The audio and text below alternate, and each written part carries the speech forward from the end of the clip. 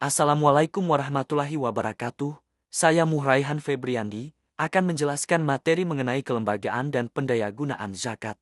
Program pendayagunaan, perkembangan teknologi digital yang pesat telah membawa perubahan besar dalam berbagai aspek kehidupan manusia, termasuk dalam pengelolaan dan pendayagunaan zakat. Saat ini, Indonesia dan dunia tengah memasuki era Society 5.0, sebuah konsep masyarakat masa depan yang menempatkan manusia sebagai pusat dari inovasi teknologi. Program pemberdayaan zakat bertujuan untuk memaksimalkan pemanfaatan zakat guna meningkatkan kesejahteraan masyarakat. Tujuannya adalah agar masyarakat bisa memenuhi kebutuhan dasar mereka dan keluar dari kemiskinan.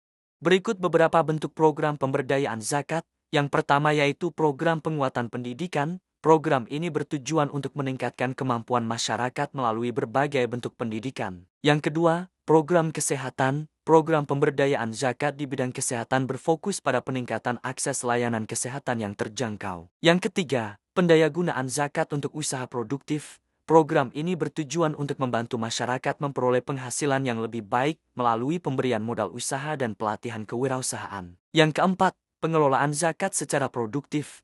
Pendayagunaan zakat dilakukan setelah memenuhi beberapa syarat, seperti melakukan penelitian tentang mustahik, mendahulukan mereka yang paling membutuhkan, serta memastikan penerima zakat berada dalam wilayah yang tepat. Dan yang terakhir ada program pengadaan infrastruktur. Program pemberdayaan zakat juga dapat dilakukan melalui pembangunan infrastruktur dasar seperti sumur bor, jaringan listrik, dan toilet. Hal ini bertujuan untuk meningkatkan kualitas hidup masyarakat. Kelembagaan zakat di Indonesia. Struktur kelembagaan zakat di Indonesia menurut Undang-Undang Nomor 23 Tahun 2011 tentang pengelolaan zakat, terdapat dua jenis lembaga pengelola zakat di Indonesia.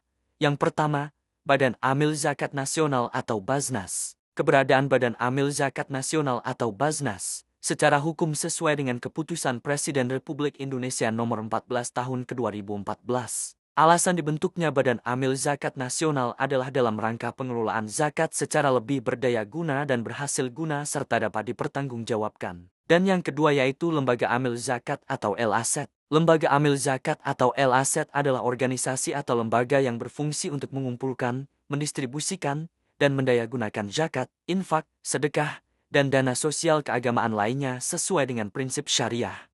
Manajemen kelembagaan zakat. Manajemen kelembagaan zakat adalah proses mengelola seluruh kegiatan pengumpulan, pendistribusian, dan pendayagunaan zakat dengan prinsip profesional, akuntabel, dan syariah. Manajemen ini penting untuk menjamin efektivitas zakat sebagai instrumen keadilan sosial dan pemberdayaan ekonomi umat. Yang pertama, perencanaan atau planning. Tahap perencanaan adalah fondasi awal untuk pengelolaan zakat yang terstruktur dan terukur. Yang kedua, pelaksanaan atau organizing and actuating. Tahap pelaksanaan adalah proses mengoperasikan rencana yang telah dibuat. Dan yang ketiga yaitu evaluasi. Evaluasi bertujuan mengukur efektivitas dan efisiensi program pengelolaan zakat, serta menemukan area yang perlu diperbaiki.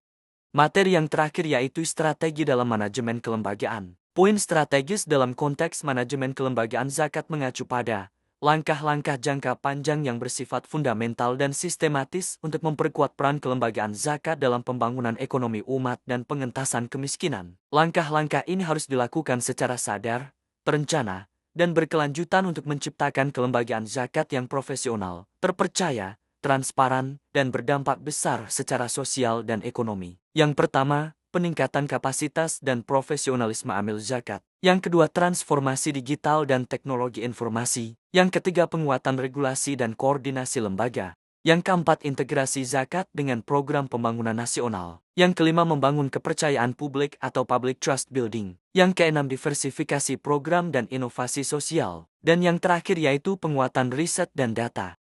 Sekian materi dari saya. Mohon maaf jika ada kesalahan dan kekurangan. Dan terima kasih telah menyempatkan waktu untuk mendengarkan penjelasan dari saya. Wassalamualaikum warahmatullahi wabarakatuh.